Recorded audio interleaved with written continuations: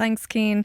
A new survey by the Irish Travel Agents Association shows that 86% of respondents said their business made a profit last year.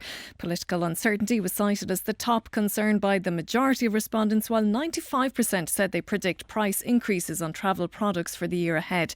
To discuss the findings of the Travel Agents Industry Barometer, I'm joined by CEO of the ITAA, Clare Dunne. Clare, strong revenues and profits for respondents. What's driving growth in revenue?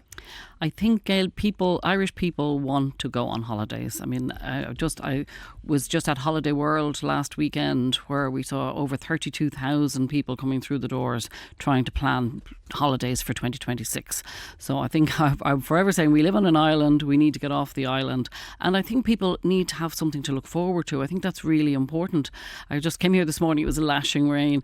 You know, there's political uncertainty, economic downturn, bad news everywhere you turn. So I think it's really important that people have something to look forward to, and our members are here to facilitate that. So even with cost of living, people are planning ahead. Is there a longer layout, I suppose, for people booking their holidays?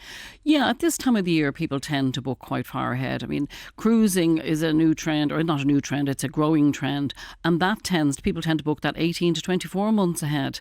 They can book the cruise. They can't necessarily book the flights to go with it at that time, but they book the cruise and then they add to it as they go along. So they could end up in 18 months' time with flights, cruise, maybe a couple of nights before the cruise, a couple of nights after the cruise. So that is a long lead in time. But equally, people, if they see an opportunity, they can take a few days off in a few weeks' time, and they say, okay, where can I go? What's good? What's good value? What's good weather? And let's go. And for the agents themselves, they're saying political uncertainty is their top concern. What are the other main challenges for the industry?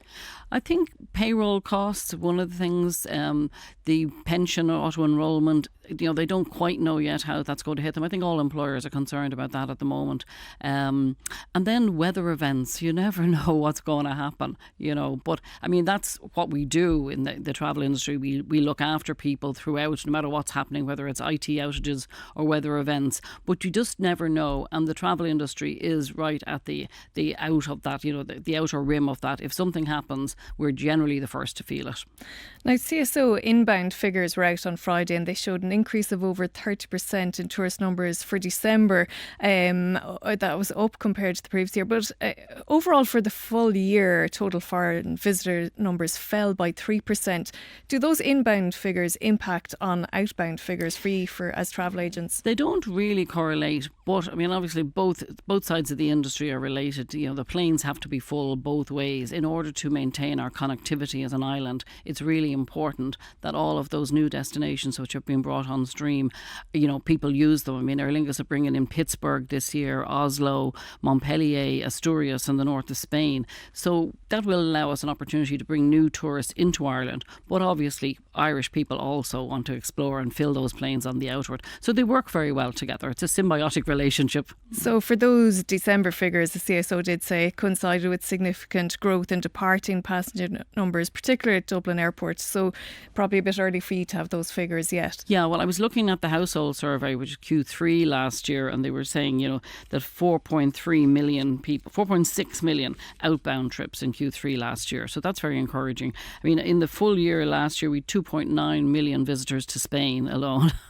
So it's still our biggest market, like the most popular destination from Ireland. So Spain's still popular, but what are the big trends for 2026? You mentioned cruises. Are they still growing in popularity? Cruising really growing, yeah. Cruising, and it's branching off into river cruising as well. So a lot of people who've done the ocean want to see, okay, what else can I do? And it's a really great way to explore Europe on a river cruise. You can stop in different cities every day. It's great. Okay, so Clare Dunne, the Irish Travel Agents Association CEO. Thanks for joining us on the programme this morning. We'll have more business in the next hour.